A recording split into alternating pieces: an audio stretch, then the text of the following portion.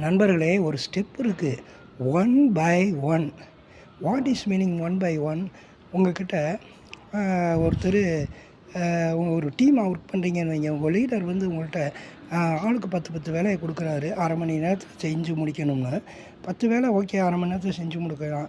அல்லது 10 வேலை ஹெவியாக இருக்குது, 2 மணி நேரம் ஆகும்னா நம்மள்கிட்ட கேட்கணும். இந்த 10 வேலையை 2 மணி நேரம் ஆகுங்க முடிக்க அப்படின்னு சொல்லி சொல்லிட்டு மண்டையாட்டிட்டு அப்புறம் அவர் வந்து ரிசல்ட் கேட்பார். ரிசல்ட் கேட்குறப்ப திணறக்கூடாது. ஆகவே வேலையின் தன்மை அதை பொறுத்து தான் நம்ம செய்யணும். இப்போ எல்லோரும் ஒரு நாளில் 24 மணி நேரம் 24 8 மணி நேரம் வேலை பார்க்கணும், 8 மணி நேரம் தூங்கணும். மிச்சம் 8 மணி நேரத்தில் ட்ராவலிங் டைம் இருக்குது. வேலைக்கு போக வர செய்ய, முன்னாடி போகிறதுக்கு 1 மணி நேரம், வர்றதுக்கு 1 மணி நேரம், 10 மணி நேரம் ஆயிரம் தலைவரே. அதுக்கப்புறம் பார்த்திங்கன்னா துணிமணியெல்லாம் வாஷிங் பண்ணணும், அதை வாஷிங்க்கு போடணும். சாப்பாடு டைம் இருக்குது, டீ டைம் இருக்குது, இதெல்லாம் இருக்குது. அவை 24 8 மணி நேரம் தூக்கம், 8 மணி நேரம் வேலை, மிச்சம் 8 மணி நேரத்தில் ட்ராவலிங் டைமும், அப்புறம் வாஷிங் டைமும், அப்புறம் பாத்திங் குளிக்கிற டைம் இருக்குது, டாய்லெட் பாத்ரூம் க்ளீனிங் டைம் இருக்குது, அப்புறம் பேப்பர் படிக்கணும், செய்யணும், ரிலாக்ஸேஷன் ஆகணும். 24 இதை விட்டு போட்டு 12 மணி நேரம் வேலை செய்கிறாங்க. அது 4 மணி நேரம் ஓட்டின்னு போட்டுக்கிறாங்க. அது ஒரு பக்கம் வருமானம் குறைவு. அப்புறம் பார்த்திங்கன்னா 18 மணி நேரம் வேலை பார்க்குறாங்க. அவசரப்படாமல் நிதானமாக செய்யணும் நண்பர்களே. இந்த டைமிங் மேனேஜ்மெண்ட் இருக்குது. ஆகவே நாம் வந்து டைமிங் மேனேஜ்மெண்ட்டை ஃபாலோ பண்ணணும். ஒன் பை ஒன் 10 வேலையை கொடுத்தா ஒவ்வொரு வேலையாகத்தான் செய்ய முடியும். மொத்தமாக எல்லா வேலையும் செஞ்சு முடிக்க முடியாது. முழு பூசணிக்காயை சோத்துக்குள்ளே அமுக்க முடியுமா? சொல்லுவாங்க, முழு பூசணிக்காயை சோத்துக்குள்ளே அமுக்கிற மாதிரின்னு.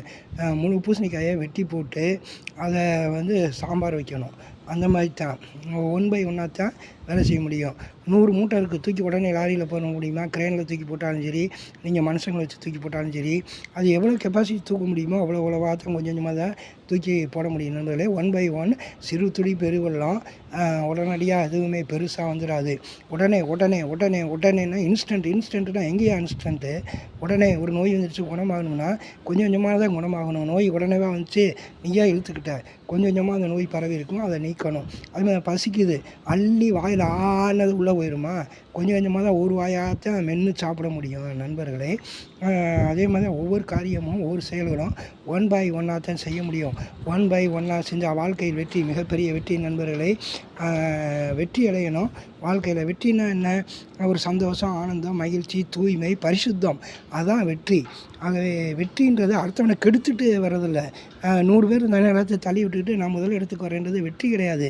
99 பேர் வாழ வச்சுட்டான்னா 100வது ஆளாக இவன் தான் வெற்றி. அதுதான் அரசன். 99 பேரை நீ வாழ வைக்கிறியா?